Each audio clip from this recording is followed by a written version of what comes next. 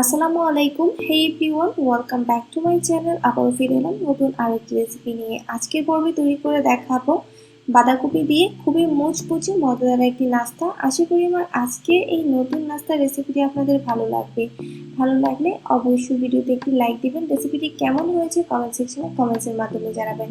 আর যারা এখনও আমার চ্যানেলটি সাবস্ক্রাইব করেননি প্লিজ সাবস্ক্রাইব করে নেবেন। পাশে থাকা বেল আইকনটি ক্লিক করবেন, এতে আমি যখন কোনো নতুন ভিডিও আপলোড করব আপনারা সাথে সাথে নোটিফিকেশন পেয়ে যাবেন। আর যারা অলরেডি আমার চ্যানেলকে সাবস্ক্রাইব করে নিয়েছেন তাদেরকে জানাচ্ছি অসংখ্য ধন্যবাদ। চলুন তাহলে দেখে রেসিপিটির পুরো প্রস্তুত প্রণালী।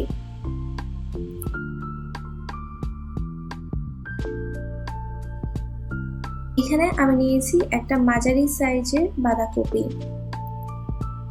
এখন এর উপরের যে সাদা শক্ত অংশটা আছে সেটা আমি একটা ধারালো ছুরির সাহায্যে এইভাবে সাইড থেকে কেটে উঠিয়ে নিব। এই শক্ত অংশটা কেটে উঠিয়ে নিলে কি হবে, সাইডের যে পাতাগুলো সেগুলো খুবই সহজে খোলা যাবে। একটু টান দিলেই দেখবেন যে এটা এইভাবে খুলে আসছে। তারপর এই পাতাগুলোকে সহজেই আলাদা করে নেওয়া যাবে।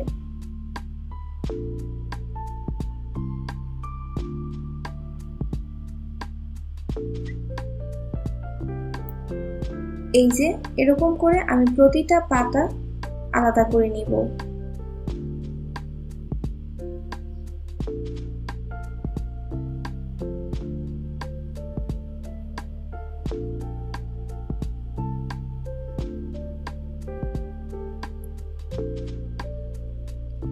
একইভাবে আমি সবগুলো পাতা আলাদা করে নিয়েছি। এখন পাতার যে শক্ত অংশটা আছে সেটা এইভাবে ছুরির সাহায্যে এরকম দুই পাশ থেকে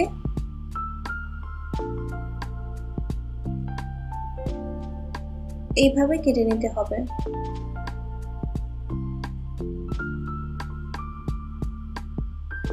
এরকম ত্রিভুজের শেপ মতো কোনাকুনি ভাবে পাতার শক্ত অংশটাকে আলাদা করে নিতে হবে। সবগুলো পাতা থেকে আমি শক্ত অংশটা আলাদা করে নিয়েছি ঠিক এরকম ভাবে। এখন এই পাতাগুলোকে আমি সিদ্ধ করে নিব। এর জন্য একটা প্যানের মধ্যে আমি পানি ফুটিয়ে নিয়েছি। ফুটন্ত পানির মধ্যে আমি দিয়ে দিচ্ছি পাতাগুলো। আর পানিটা এরকম ভাবে নিতে হবে যাতে পাতাগুলো দেওয়ার পর ডুবে থাকে। আর এই পাতাগুলোকে খুব বেশি সিদ্ধ করা যাবে না, 2 থেকে 3 মিনিট সিদ্ধ করলেই হয়ে যাবে। আমি একটা কাঠির সাহায্যে এইভাবে একটু নড়িয়ে দিচ্ছি যাতে এগুলো একদম পানির নিচে পর্যন্ত চলে যায়। মনে রাখতে হবে 2 থেকে 3 মিনিটের বেশি এগুলোকে সিদ্ধ করা যাবে না। এখন ঢাকনা দিয়ে আমি রান্না করব 2 মিনিট।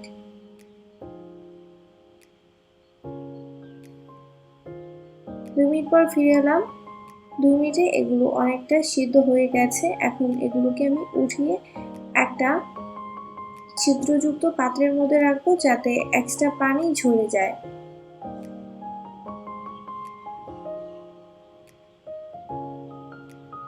আর সিদ্ধ করার সময় আমি চুলার আঁচটাকে মিডিয়াম টু হাই রেখেছি। আমি সবগুলো পাতা উঠিয়ে নিচ্ছি।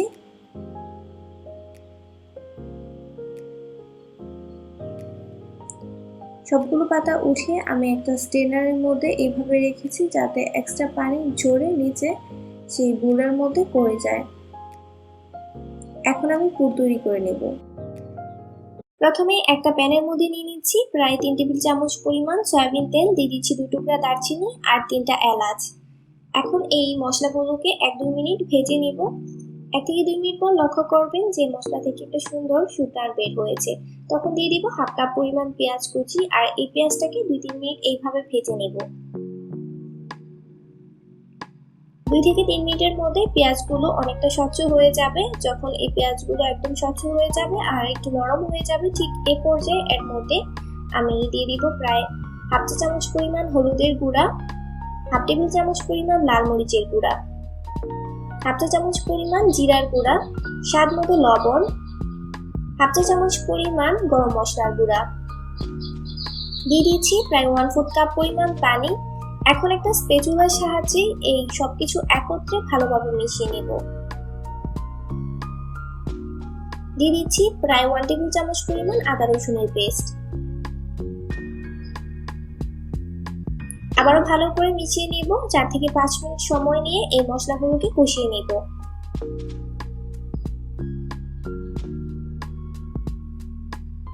5 মিনিট হয়ে গেছে। এখন দিয়ে দিচ্ছি 1 কাপ পরিমাণ গরুর মাংসের কিমা। এখানে আপনারা যে কোনো মাংসের কিমা নিতে পারেন। মশলার সাথে সবকিছু একত্রে ভালোভাবে মিশিয়ে নিতে হবে। তারপর ঢাকনাটাকে লাগিয়ে আমি 10 মিনিট সময় নিয়ে এই কিমাগুলোকে সিদ্ধ করে নেব। প্রায় 5 মিনিট পর আমি ঢাকনাটাকে উঠিয়ে নিলাম। কিমা থেকে পর্যাপ্ত পরিমাণে পানি বের হয়েছে, তাই এক্সট্রা পানি দেওয়ার প্রয়োজন হয়নি। আবার একটু নেড়ে দিব। তারপর আবারও আমি ঢাকনা দিয়ে আরো 5 মিনিট রান্না করব। প্রায় 10 মিনিটে কিমাটা পুরোপুরি সিদ্ধ হয়ে গেছে। দিয়ে দিচ্ছি 1/2 কাপ পরিমাণ গাজর, 1/2 কাপ পরিমাণ বরবটি।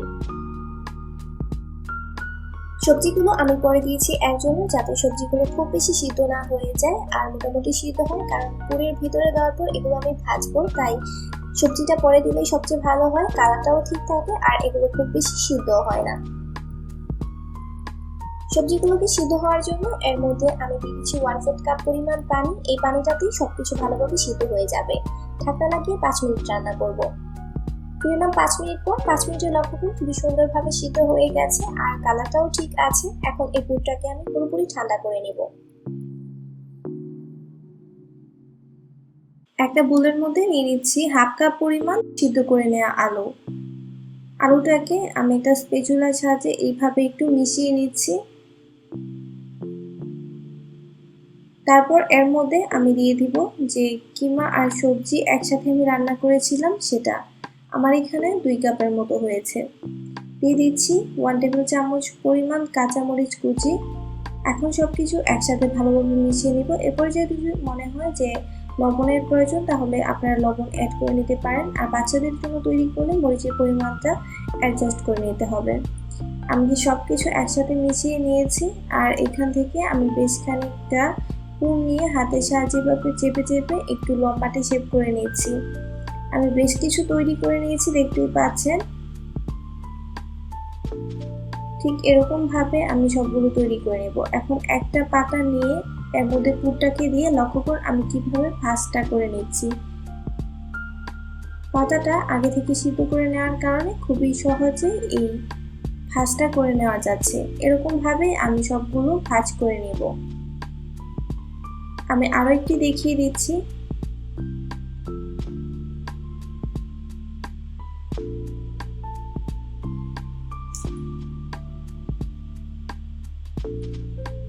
একইভাবে আমি সবগুলো তৈরি করে নিয়েছি।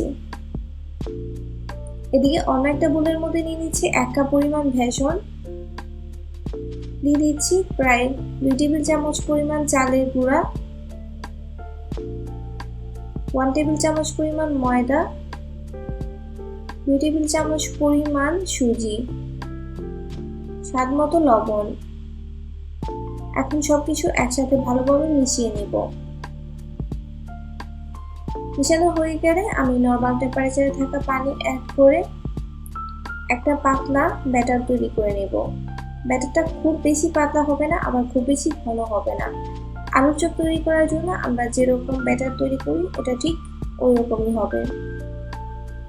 এখন দিয়ে দিচ্ছি 1/2 টেবিল চামচ পরিমাণ লাল মরিচের গুঁড়া, 1/2 চা চামচ পরিমাণ ধনিয়ার গুঁড়া, 1/2 চা চামচ পরিমাণ হলুদের গুঁড়া, প্রায় 1/2 টেবিল চামচ পরিমাণ কালি জিরা। কালি জিরাটাকে আমি একটু হাতের তালুর মধ্যে নিয়ে এইভাবে ডলা দিয়ে দিচ্ছি যাতে খুবই সুন্দর একটা সুঘ্রাণ বের হয়। এখন সবকিছু একসাথে ভালোভাবে মিশিয়ে নিব।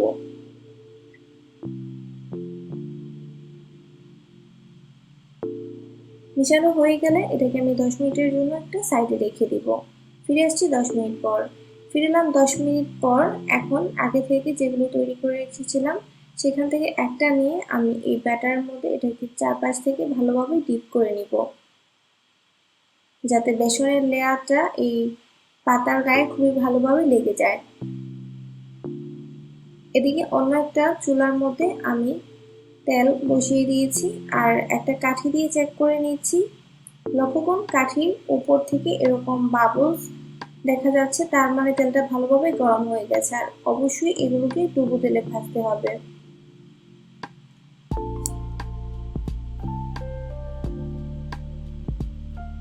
এখন একটা আমি দিয়ে দিচ্ছি।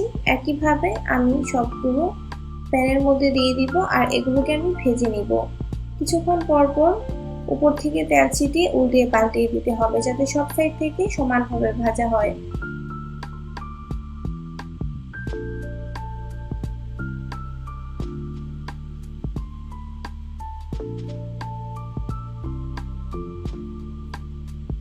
একইভাবে আমি সবগুলো এরকম করে ভেজে নিব। আর উঠিয়ে একটা কিচেন টিস্যু পেপারের উপর রাখবো, যাতে এক্সট্রা তেল স্যুপ করে নেয়। একইভাবে আমি সবগুলো ভেজে নিয়েছি। আর ভেজে নেওয়ার পর এটাকে আমি টমেটো কেচাপের সাথে সার্ভ করেছি। আশা করি আমার আজকের এই নতুন নাস্তার রেসিপিটি আপনাদের ভালো লেগেছে। ভালো লাগলে বিকালের নাস্তায় আপনারা এটা তৈরি করে নিতে পারবেন। আর রেসিপি নিয়ে কোনো কোয়েশ্চেন থাকলে অবশ্যই কমেন্ট সেকশনে কমেন্টস করবেন, আমি উত্তর দিতে চেষ্টা করব। আজকের মতো এখানে বিদায় নিচ্ছি। সবাই অনেক ভালো থাকবেন, সুস্থ এবং সুন্দর থাকবেন, আর আমার জন্য দোয়া করবেন। আল্লাহ হাফেজ।